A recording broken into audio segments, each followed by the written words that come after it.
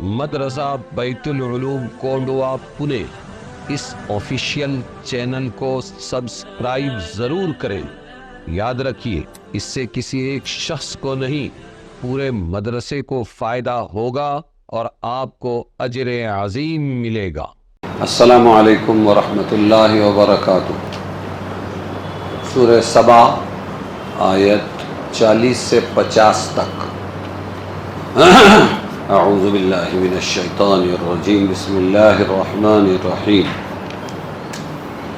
وَيَوْمَ يَحْشُرُهُمْ جَمِيعًا ثُمَّ يَقُولُ لِلْمَلَائِكَةِ أَهَؤُلَاءِ إِيَّاكُمْ كَانُوا يَعْبُدُونَ۔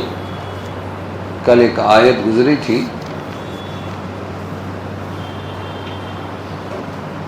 اور اس میں یہ بتایا گیا تھا کہ جو کچھ بھی تم خرچ کرتے ہو اللہ اس کا بدل دے دیتا ہے اپنے خزانے غیب سے۔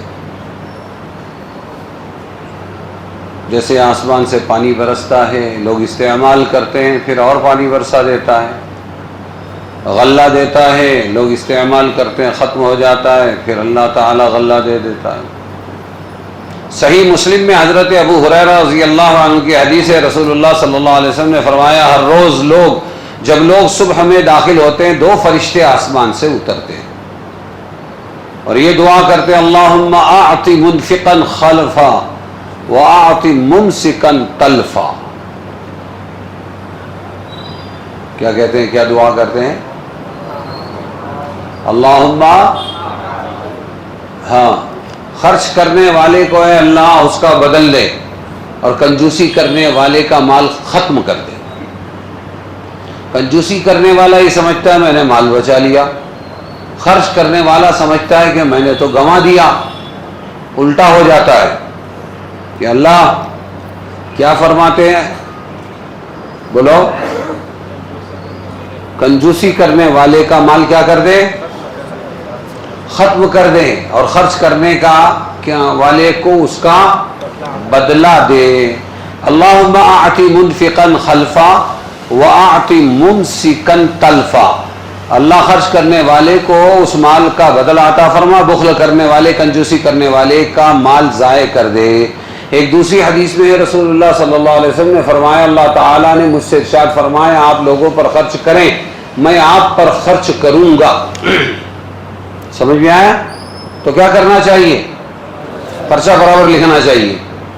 پرچہ لکھنے کے لیے سنتے ہیں، ارے بولو نا، اب یہ سن لیا تو اس حدیث کے مطابق اپنا عمل بنانا چاہیے، خرچ کرنے کا مزاج ہونا چاہیے۔ سمجھ میں آیا؟ میں احمد نگر مدرسے میں پڑھتا تھا تو بچہ تھا تمہارے ذرا، لوگ لاتے تھے، بکرے دے دیے، راشن دے دیا، چاول دے دیا، جواری دے دی، باجری دے دی، تو بچے ہوتے، جو دیکھا وہ ذہن بنا، دل میں ایسا آتا تھا کہ ارے 2 قوم پیدا کی ہے اللہ تعالیٰ نے، ایک مولانا قوم وہ لینے والی، اور ایک کون سی قوم، غیر مولانا قوم وہ دینے والی۔ یہ ذہن بن گیا تھا مدرسے۔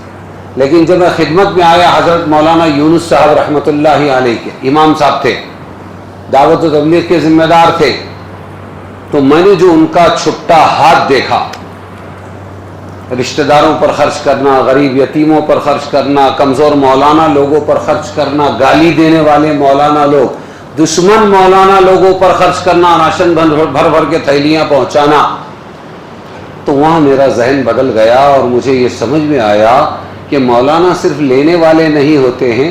پھر حضور کی زندگی سامنے آئی، جیسے ہے تمہارے فضائل رمضان میں کہ حضور تھے تو بہت سخی، لیکن اس سے بھی زیادہ سخی ہو جاتے تھے رمضان میں، کالریح المرسلۃ، جیسے آندھی چلتی ہے ایسے آپ کا ہاتھ چلتا تھا۔ سمجھ میں آیا؟ دھیان سے سنا کرو، زندگیاں دیکھا کرو، تو زندگی دیکھنے سے، سخیوں کی زندگی دیکھنے سے اپنے کو بھی اللہ تعالیٰ سخی بنا دیتا ہے۔ تو حدیثیں اور قرآن اور زندگیاں یہ عمل کرنے کے لیے ہے، یہ امتحان دے کر سرٹیفکیٹ حاصل کرنے کے لیے نہیں ہے۔ کوئی سمجھے؟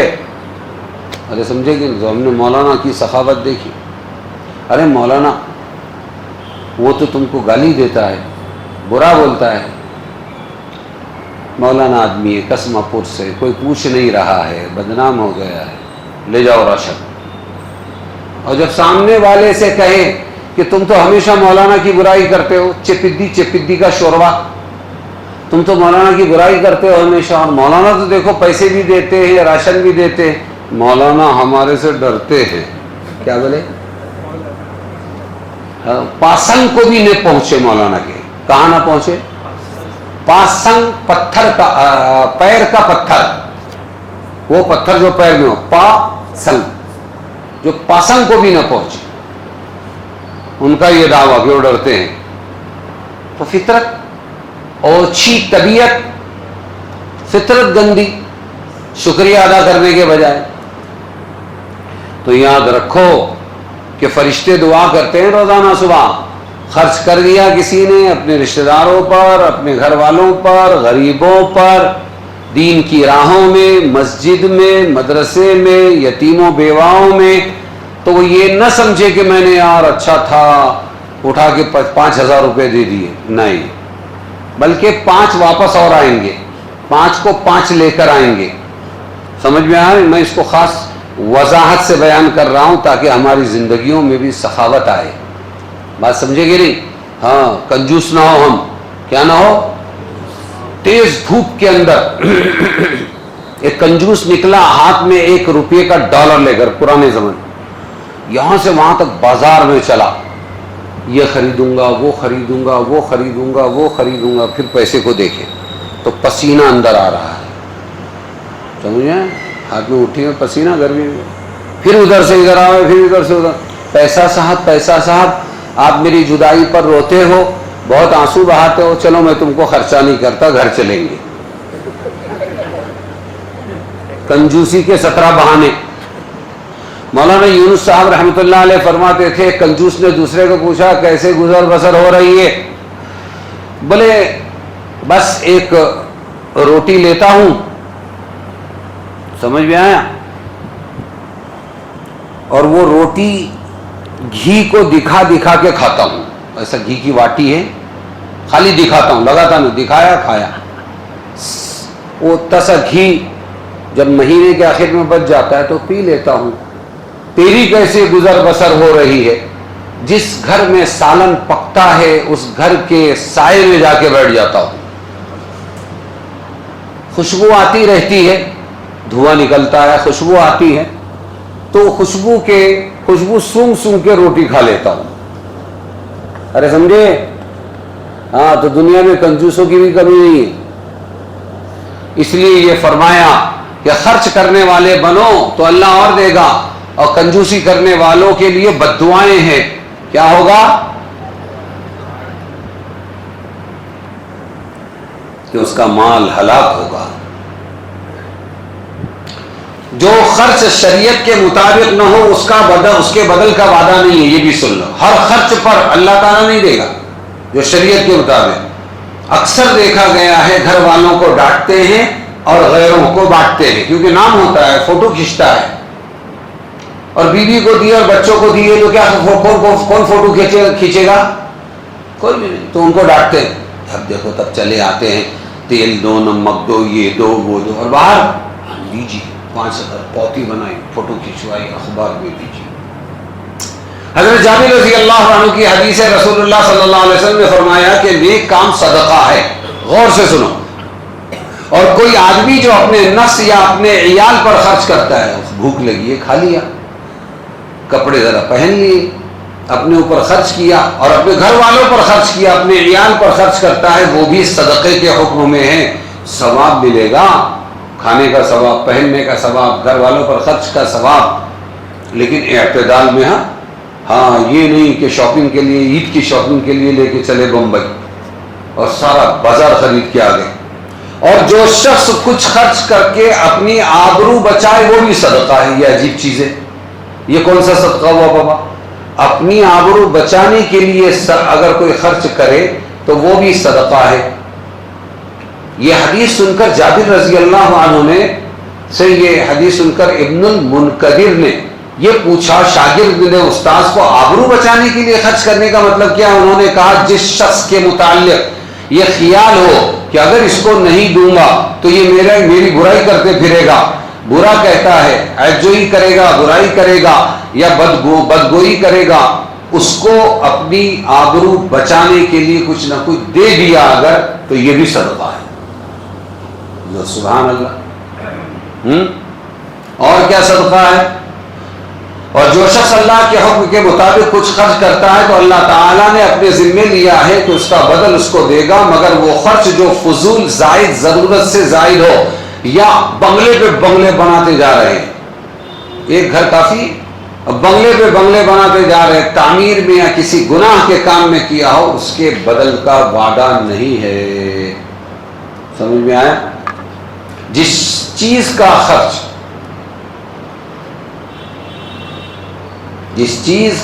گھٹ جاتا ہے اس کی پیداوار بھی گھٹ جاتی ہے۔ کل میں نے سمجھایا بکریاں کٹ رہی ہیں تو اللہ تعالیٰ خوب بکریاں دے رہا ہے، کتے نہیں کٹ رہے ہیں، بلی نہیں کٹ رہی ہے یہاں پر، تو پھر اللہ تعالیٰ اس کی پیداوار زیادہ نہیں کر رہا ہے۔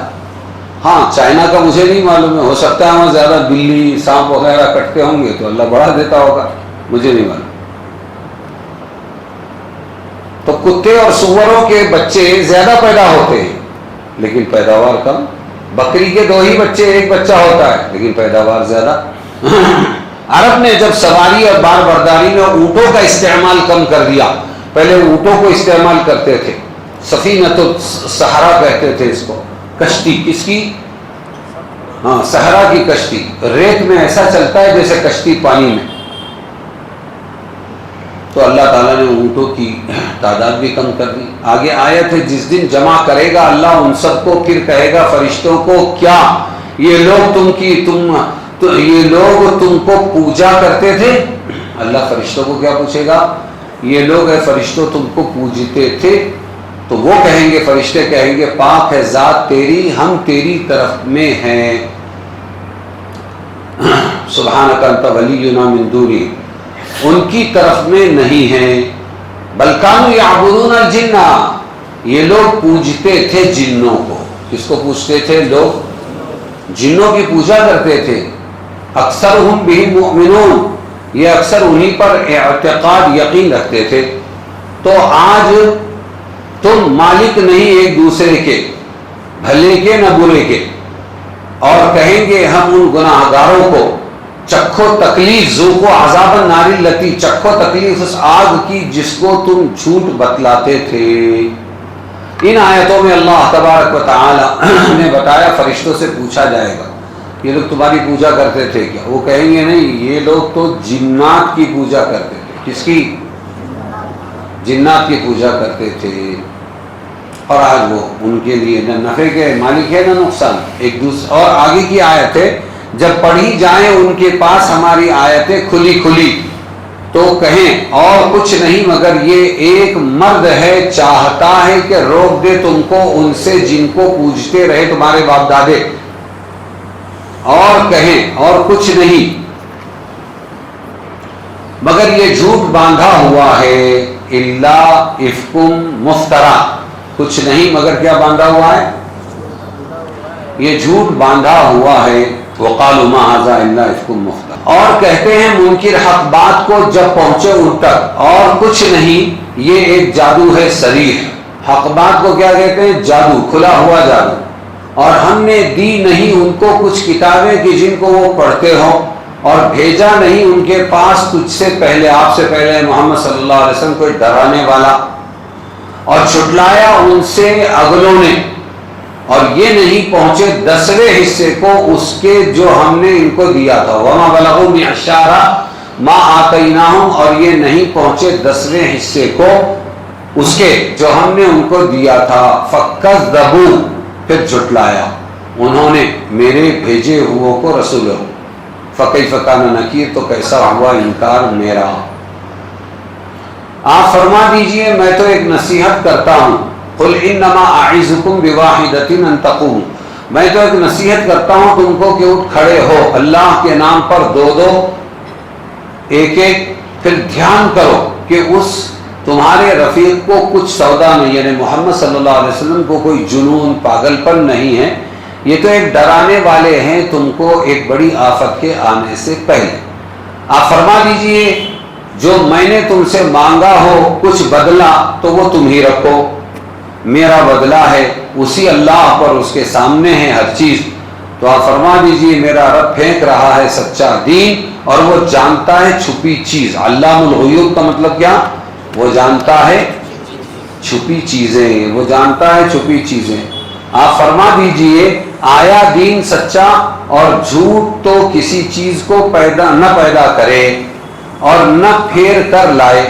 آپ فرما دیجئے اگر میں بہکا ہوا ہوں تو بہکوں گا اپنے ہی نقصان کو، اور اگر سیدھے راستے پر ہوں تو اس سبب سے کہ وحی بھیجتا ہے مجھ کو میرا رب، بے شک وہ سب کچھ سنتا ہے اور نزدیک ہے۔ ان آیتوں میں اللہ تبارک و تعالیٰ نے کیا بتایا؟ آیتیں جب ان پر پڑھی جاتی ہے تو وہ محمد صلی اللہ علیہ وسلم کے بارے میں کہتے ہیں کہ یہ ایک ایسے آدمی ہیں جو تم کو تمہارے اس دین سے روک دینا چاہتا ہے جو تمہارے باپ دادا پوجا کرتے تھے۔ اور یہ بھی کہتے ہیں یہ لوگ، کیا کہتے ہیں؟ ما ھذا الا افک مفترا، کہ یہ جھوٹ باندھا ہوا ہے، کوئی قرآن نہیں ہے اور یہ کوئی سچا دین نہیں ہے، یہ جھوٹ بول کر لائے ہیں کہ یہ دین سچا ہے۔ اور یہ جو بے ایمان لوگ ہیں منکر، وہ حق بات جب آتی ہے تو کیا کہتے ہیں؟ ارے تو جادو ہے۔ اور جو کچھ ہم نے دی ان کو کتابیں، یہ اللہ فرما رہے ہم نے دی نہیں ان کو کوئی کتابیں کہ وہ کتاب پڑھ کر یہ بات کرتے ہو، ان کو تو پڑھنا بھی نہیں آتا تھا، اس کو مشرکین مکہ کو۔ اور ہم نے بھیجا نہیں ان کے پاس آپ سے پہلے کوئی ڈرانے والا۔ پہلے نبی آئے مکہ مدینہ والوں کے پاس، عربوں کے پاس، حضور صلی اللہ علیہ وسلم، اور جھٹلایا ان سے اگلوں نے، اور یہ نہیں پہنچے 10ویں حصے کو اس کے جو ہم نے آپ کو دیا، پہنچے بھی نہیں، ان کو کچھ آتا بھی نہیں ہے، پھر جھٹلاتے ہیں ہمارے رسولوں کو۔ پھر اللہ کے رسول نے فرمایا کہ آؤ دو دو ایک ایک کھڑے ہو، پھر سوچو، تم کو سمجھ میں آ جائے گا کہ محمد جو ہے وہ کوئی پاگل نہیں ہے، بلکہ وہ تو ڈر سنانے والے ہیں ایک بڑے عذاب کے آنے سے پہلے۔ پھر اللہ کے رسول سے یہ بھی کہلوایا اللہ نے کہ تم کہہ دو کہ میں تم کو مفت میں دعوت دے رہا ہوں، میں تم سے کوئی اجر اجرت نہیں مانگتا، اگر میں نے مانگا تو تم ہی رکھ لو، میرا اجر تو کس کے ذمے ہے؟ اللہ تعالیٰ کے ذمے، اور اس کے سامنے ہے ہر چیز۔ پھر اللہ تبارک و تعالیٰ پھینک رہا ہے سچا دین، کہاں پھینک رہا ہے؟ باطل پر، اور وہ علام الغیوب ہے۔ اللہ کون ہے؟ علام الغیوب کا مطلب وہ جانتا ہے چھپی چیزیں۔ پھر اگر میں گمراہ ہوا تو مجھے گمراہ کہتے ہو تو میرا ہی نقصان ہے، اور اگر میں صحیح راستے پر رہا تو کیا ہوگا کہ صحیح راستے پر رہنے کی وجہ یہ ہے کہ میرا رب مجھ پر وحی بھیجتا ہے اور وہ سننے والا ہے اور قریب ہے۔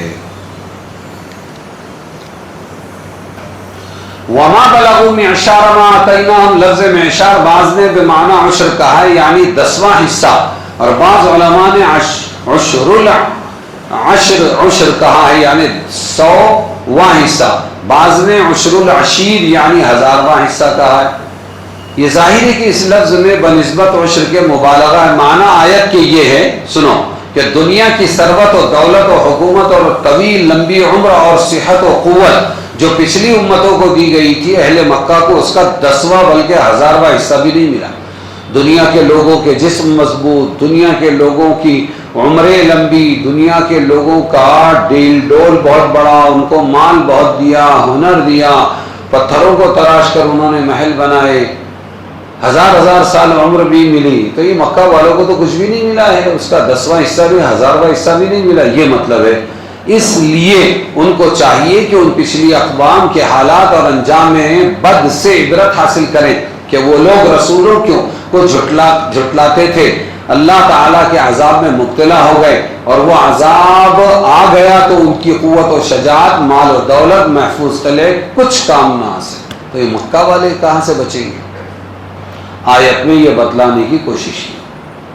اور یہ جو کہا انما اعظکم بواحدہ، کفار مکہ کو دعوت، اس میں اہل مکہ پر حجت تمام کرنے کے لیے ان کو تحقیق حق کا ایک مختصر راستہ بتلایا گیا کہ صرف ایک کام کر لو کہ اللہ کے لیے کھڑے ہو جاؤ، دو دو ایک ایک۔ اللہ کے لیے کھڑے ہونے سے مراد حصی کھڑا ہونا نہیں، بلکہ لیٹے ہوئے، بیٹھے ہوئے، کھڑے ہوئے سوچو۔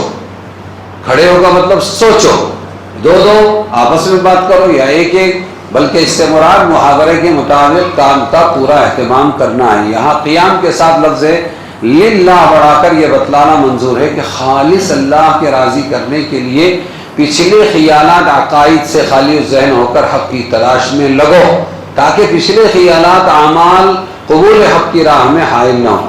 اور دو دو یا ایک ایک میں کوئی عدد خالص مقصود نہیں، مطلب یہ ہے کہ غور کرنے کے دو طریقے ہوتے ہیں۔ غور کرنے کے ایک طریقہ یہ ہوتا ہے کہ خلوت و تنہائی میں خود غور کرے، سوچے اے اللہ یہ جو محمد کہہ رہے ہیں یہ صحیح ہے یا غلط ہے؟ محمد ہم ہی میں کے ایک آدمی ہے، کہیں پڑھنے کو گئے نہیں، اتنا بہترین کلام سناتے ہیں اور حق کی بات کرتے ہیں، واقعتاً یہ حق ہوں گے، ان کو کہاں سے ملا یہ سب؟ ضرور اللہ سکھاتا ہوگا۔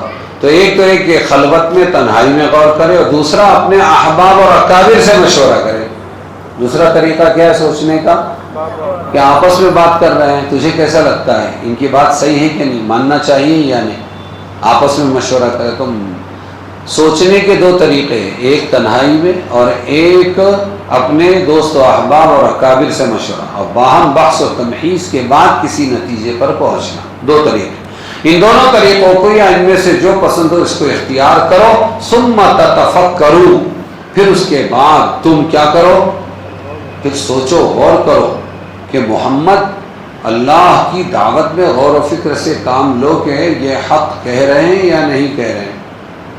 یہ دعوت دی اللہ تعالیٰ نے۔ آگے اس غور و فکر کی ایک واضح راہ بتلائی، وہ یہ کہ ایک اکیلا آدمی جس کے ساتھ نہ کوئی طاقتور جتھا اور جماعت ہے، نہ دولت، مال و دولت کی محتاط ہے، وہ اپنی پوری قوم بلکہ پوری دنیا کے خلاف کسی ایسے عقیدے کا اعلان کرے جو صدیوں سے اس میں راسخ ہو چکا، وہ سب اس پر متفق ہے۔ ایسا اعلان صرف دو صورتوں میں ہو سکتا ہے، ایک تو یہ کہ کہنے والا بالکل مجنون اور پاگل ہو جو اپنے نفع نقصان کو نہ سوچے اور پوری قوم کو اپنا دشمن بنا کر مصائب کو دعوت دے، مصیبتوں، یا تو پاگل ہوگا۔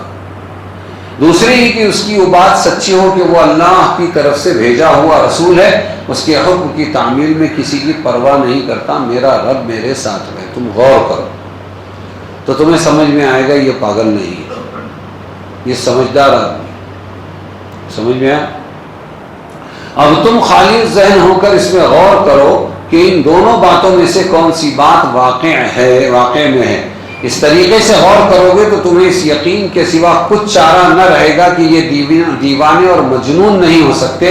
ان کی عقل و دانش اور کردار اور عمل سے سارا مکہ سب قریش واقف ہے۔ ان کی عمر کے 40 سال اپنی قوم کے درمیان گزرے، بچپن سے جوانی تک کے سارے حالات ان کے سامنے ہیں، کبھی کسی نے ان کے کسی قول و فعل کو عقل و دانش، سنجیدگی، شرافت کے خلاف نہیں پایا، اور صرف ایک کلمہ لا الہ الا اللہ جس کی یہ دعوت دیتے ہیں، اس کے سوا آج بھی کسی کو ان کے کسی قول و فعل پر یہ گمان نہیں ہو سکتا کہ یہ عقل و دانش کے خلاف۔ اختلاف محمد کے صرف لا الہ الا اللہ محمد الرسول اللہ سے تھا، نہ کسی کردار سے نہ کسی قول سے ان کو اختلاف تھا۔ ہر بات محمد کی صحیح تھی، ہر بات محمد کی کیسی تھی؟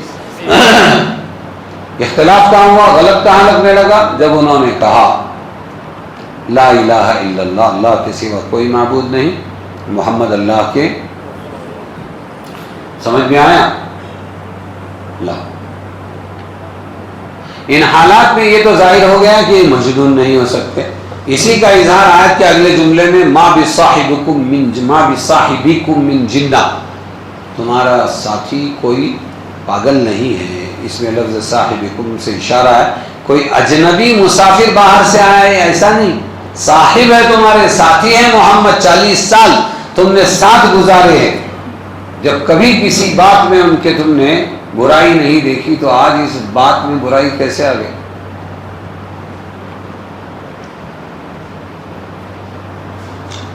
اجنبی نہیں، یہ تو تمہارے شہر کے رہنے والے، تمہاری برادری سے دن رات کے تمہارے ساتھی، جن کی کوئی حالت اور کیفیت تم سے چھپی نہیں، اور تم نے بھی کبھی ان سے پہلے اس سے پہلے ان پر اس طرح کا کوئی شبہ نہیں کیا۔ ان ربی یقذف بالحق علام الغیوب، میرا رب مارتا ہے حق اور علام الغیوب ہے، یعنی میرا پروردگار جو علام الغیوب ہے وہ حق کو باطل پر دے مارتا ہے، جس کا نتیجہ ہوتا ہے باطل پاش پاش ٹکڑے ٹکڑے ہو جاتا ہے۔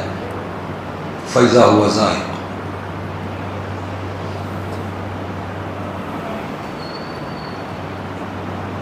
جب بھاری چیز کسی نازک چیز پر پھینکی جائے تو وہ چیز ٹکڑے ٹکڑے ہو جاتی ہے، ریزہ ریزہ ہو جاتی ہے، اسی طرح حق کے مقابلے میں باطل پاش پاش ہو جاتا ہے۔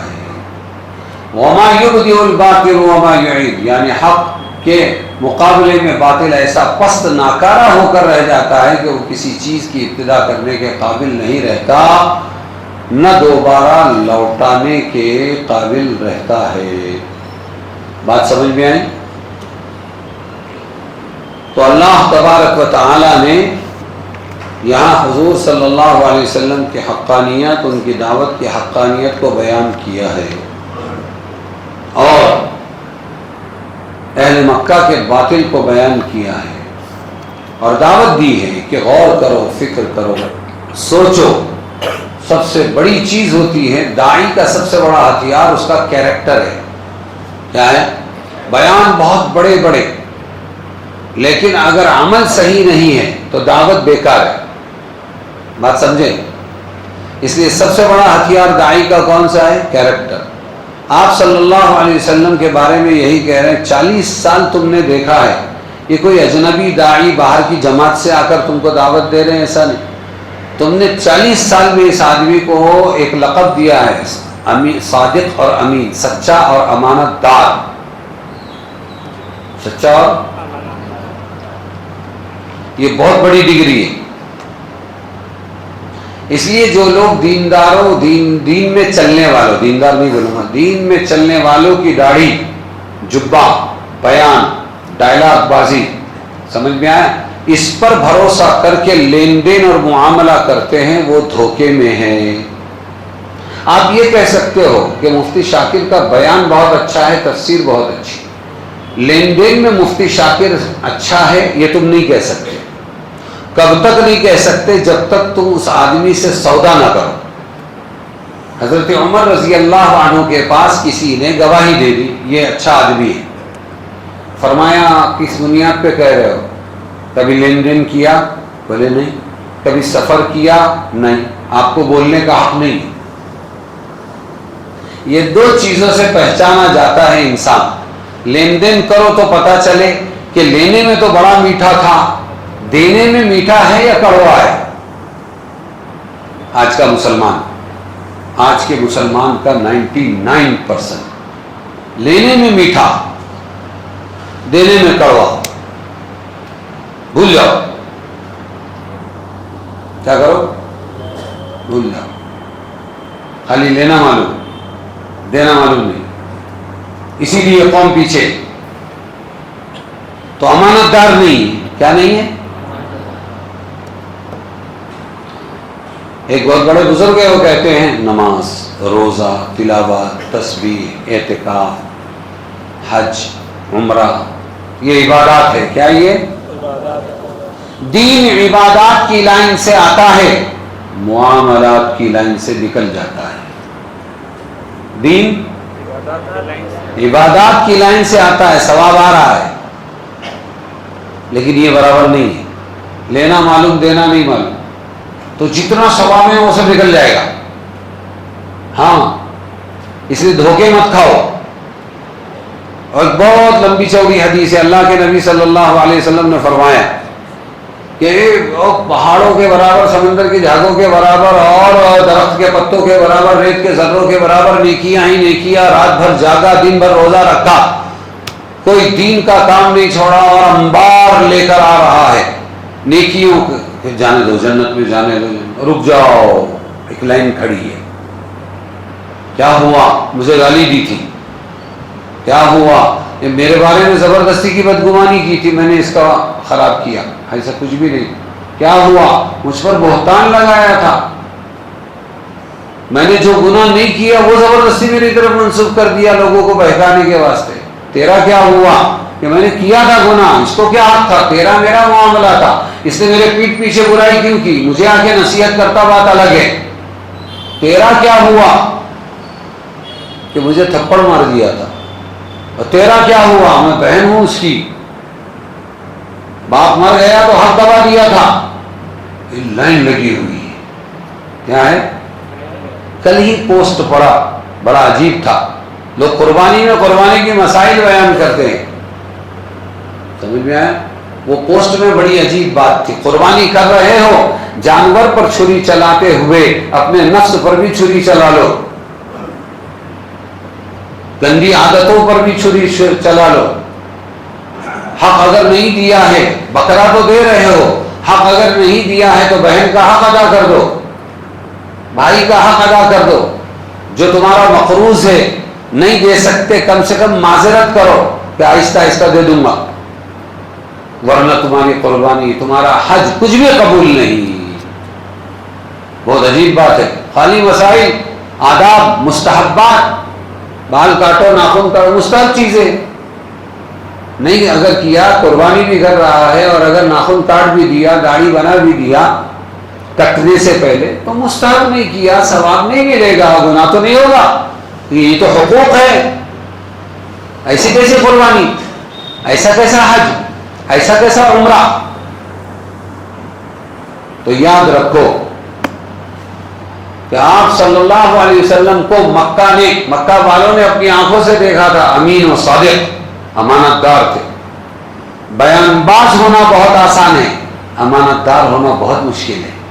کسی کے بیان سے متاثر ہو کر، کسی کی کتاب سے متاثر ہو کر کہیں دھوکہ مت کھا جانا. معاملات کرنے سے پہلے پرکھ لینا.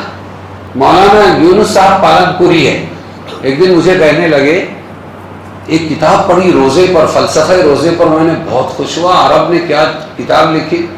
تبلیغی سفر ہوا میرا، میں اس ملک اس شہر سے میں گزرا. جانے کا بہت بڑے عالم ہیں جنہوں نے روزے پر کتاب لکھی ہے. بولے ہاں لکھی ہے. کہنے لگے میں بہت متاثر ہوں، ان سے ملنا چاہتا ہوں. چلو. جب گیٹ کھولا اس نے اپنے محل کا، وہ عرب عالم نے، مصنف رائٹر نے، جب وہ گیٹ کھولا اس نے، دن کا وقت تھا، رمضان کا مہینہ تھا. کہا تھا روزے پر کتاب لکھی ہے، دن کا وقت تھا، رمضان کا مہینہ تھا. السلام علیکم میں نے کہا. اس نے جو گیٹ کھولا تو داڑھی نہیں تھی، صفا چٹ پینٹ شرٹ کے اندر تھا اور ایک بلی یا کتا اس کے ہاتھ میں تھا. خیر بیٹھے ہم، وہ بھی بیٹھا. اس نے میرے سامنے کھانے کی چیزیں پیش کی، کاجو بادام پستہ کچھ پیش کیا ہوا. جب اس نے پیش کیا میں نے کہا انا صائم، میں روزہ ہوں. کہنے لگے ای صوم، کون سے روزہ، کون سا روزہ ہے تمہارا؟ میں نے کہا صوم رمضان، رمضان کا روزہ ہے. اس نے کہا حل بدأ رمضان، کیا رمضان شروع ہو گیا؟ کیا کہہ رہے ہیں؟ کیا رمضان شروع ہو گیا؟ مجھے کاٹو تو خون نہیں.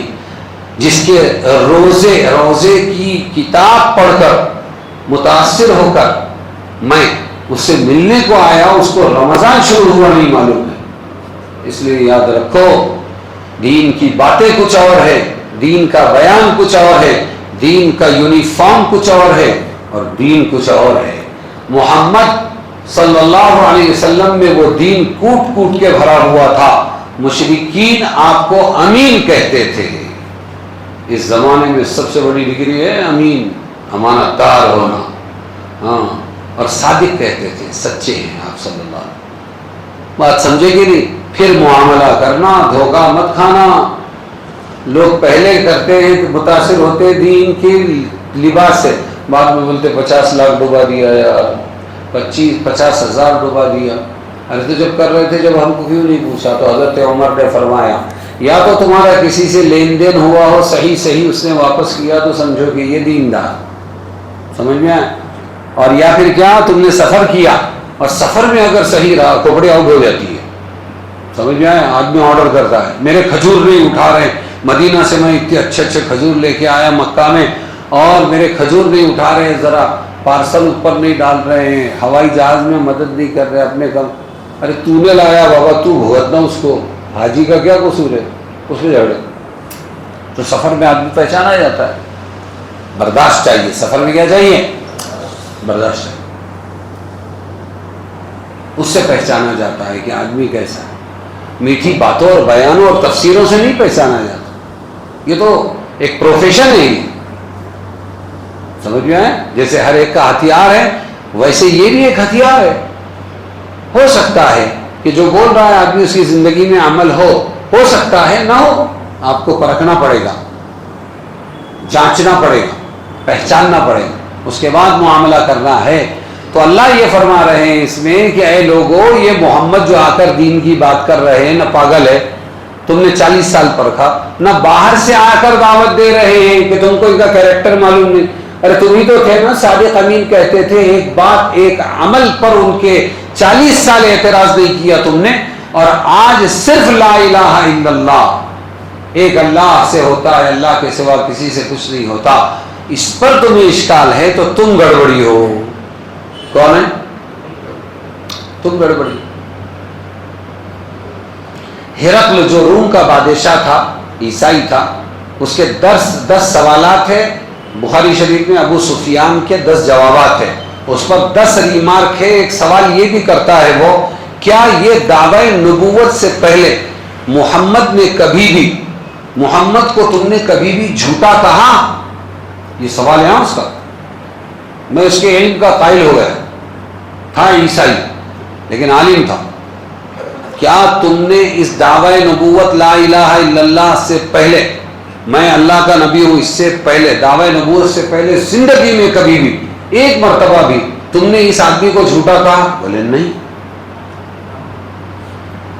ٹھیک. اب جب ریمارک کا ٹائم آیا تو اس نے بولا جانتے ہو میں نے کیا اندازہ لگایا اس سے؟ ایک آدمی جو امتیوں کے مسائل میں کبھی جھوٹ نہیں بولتا، اللہ کے دعوی نبوت میں کیسے جھوٹ بول سکتا ہے؟ کیا تجزیہ ہے. میں نے یہ سوچا 10 کے 10 ووٹ دیا ہے اس نے محمد صلی اللہ علیہ وسلم، لیکن ایمان نصیب میں نہیں تھا اس کو، کیونکہ قوم برگشتہ ہو گئی.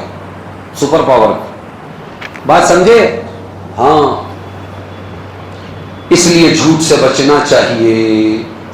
تو آپ صلی اللہ علیہ وسلم کی مانو. اللہ بتا رہے یہ تم میں کے ہے، تم ان کو جانتے ہو، گڈ کیریکٹر انسان ہے. تو دو میں سے ایک بات ہے، اتنا بڑا دعوی نبوت کرنے والا یا تو پاگل ہوگا. تو 40 سال کی زندگی بتا رہی یہ پاگل نہیں، تم میں عقل مند ہے. اب ایک ہی بات بچی کہ یہ جو دعویٰ اتنی طاقت سے نبوت کا کر رہے ہیں، ان کے پیچھے اللہ کی بیکنگ ہے، وحی ہے، اس بیس پر کر رہے ہیں. تو مان لو تمہارا ہی بھلا ہے، تم کو عذاب سے بچانے کے لیے دعوت دے رہے ہیں. بات سمجھ میں آئی کہ نہیں؟